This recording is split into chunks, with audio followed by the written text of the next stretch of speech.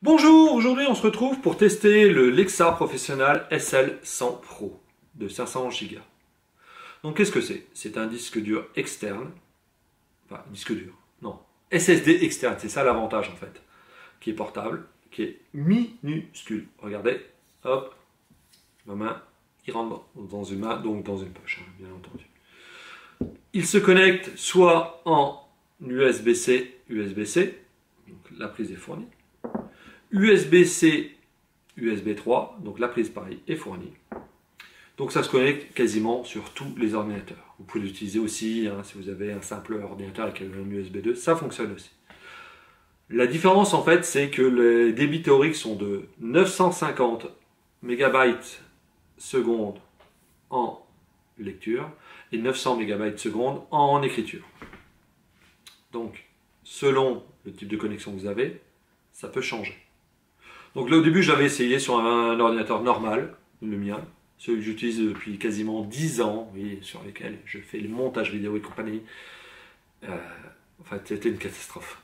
C'était l'USB 2 et compagnie. Enfin, pareil j'ai un adaptateur USB-C, USB-C. Enfin, voilà.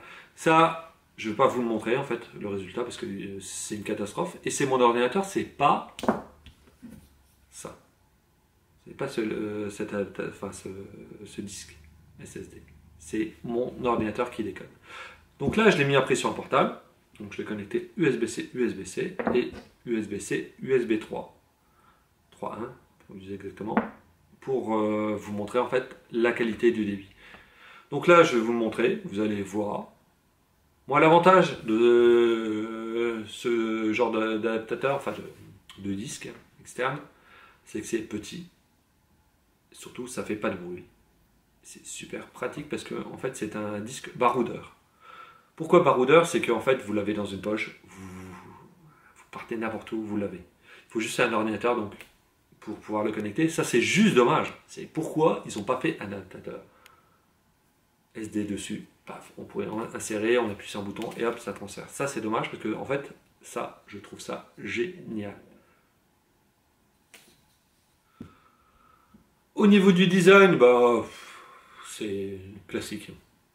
Donc là, vous avez la petite diode qui va s'allumer quand on l'utilise. Il n'y a rien de spécial. Hein. Ça, je peux vous le dire, c'est classique. Esthétique, comme je vous ai dit, la taille, c'est super parce que ça rentre dans une poche. Au niveau de fonctionnement, bah, il fait chaud, il fait froid, ça fonctionne. Donc ça, c'est un avantage indéniable de ça. Donc maintenant, on va le tester et puis on va voir ce que ça donne. Donc voilà le Lexar Professional SL100 Pro portable SSD. Donc là, il est connecté en USB-C, USB-C. Donc c'est la meilleure méthode pour que ça fonctionne. Il ne fait aucun bruit, zéro bruit. Donc ça, c'est super. Voilà. Donc là, après, je vais vous montrer un peu plus le bench. Hein. Donc là, je vous montre en vidéo. Donc là, c'est sur l'ordinateur portable de ma fille, comme je vous ai dit. Sur le mien, c'est pas top parce que j'ai un vieil ordinateur avec des adaptateurs et compagnie. Ça, on s'en fout, c'est pas le but.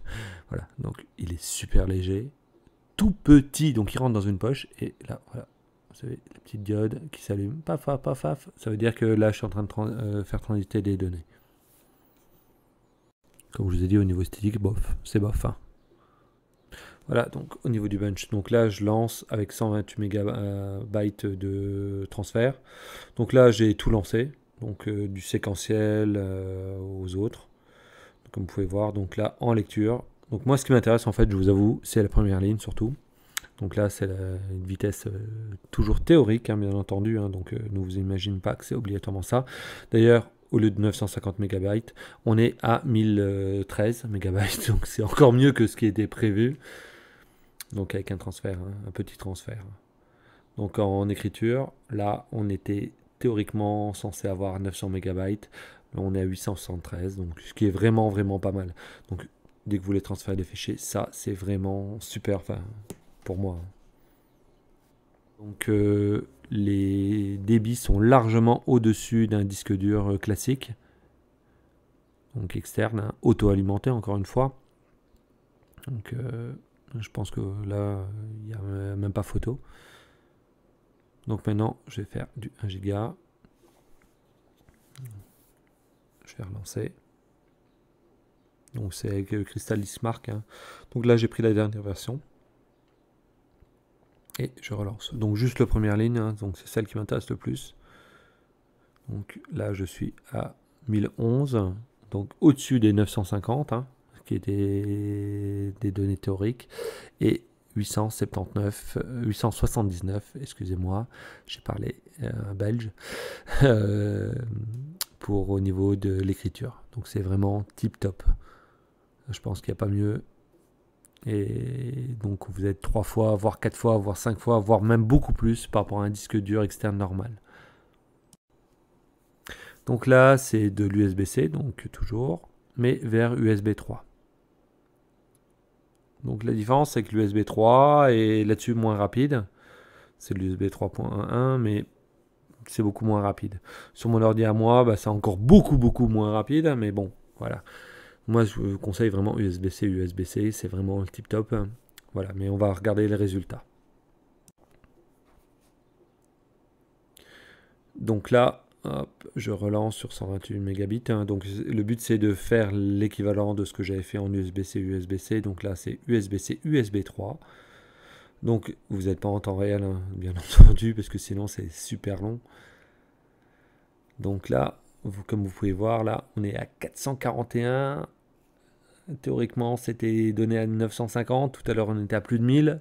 Voilà, donc c'est encore super bon, hein, bien entendu, en lecture. Hein, par rapport à un disque dur classique, auto-alimenté, vous êtes largement au-dessus. Donc là, il ne faut pas s'inquiéter. Hein.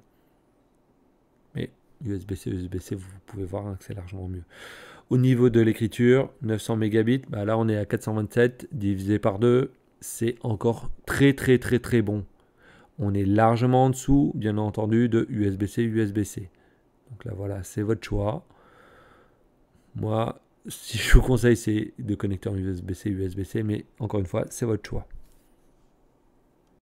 Donc là, je vais prendre un fichier encore plus gros. Donc toujours avec Crystal Disk Mark. Hein. Donc pour moi, c'est toujours le top. Donc là, je vais refaire juste la première ligne, ce qui m'intéresse au niveau séquentiel. 441. 425, comme vous pouvez voir, on est deux fois, enfin divisé par 2, la vitesse théorique divisée par 2, parce qu'on est en USB 3. Si on a été en USB-C, on est x2. Donc voilà, vous pouvez réfléchir, mais je pense que la réflexion est assez rapide. Même si vous l'utilisez en USB 3, c'est quand même pas si mal. Hein. Voilà, comme vous avez pu voir, donc l'adaptateur fonctionne super bien en USB-C. En USB 3, c'est plus lent, c'est comme super rapide. L'avantage, c'est qu'on n'entend pas gratter comme sur un disque dur externe. Ça fonctionne super bien, c'est auto-alimenté, voilà. Je ne sais pas si vous voyez des défauts, moi j'en ai pas vu. Mais n'hésitez pas à poser vos questions. Hein. On est là pour ça, enfin, je suis là pour ça. Donc n'hésitez pas à poser vos questions. Et n'oubliez pas de liker, partager et vous abonner à la chaîne. Ça, c'est très important de vous abonner à la chaîne. Donc je continue, je la fais en français. Si vraiment vous voulez que je fasse la même chose en anglais, je peux le faire. Ce sera super, un peu plus difficile, mais je peux le faire quand même. Mais voilà. Mais surtout, je compte sur vous. Et je vous dis à la prochaine!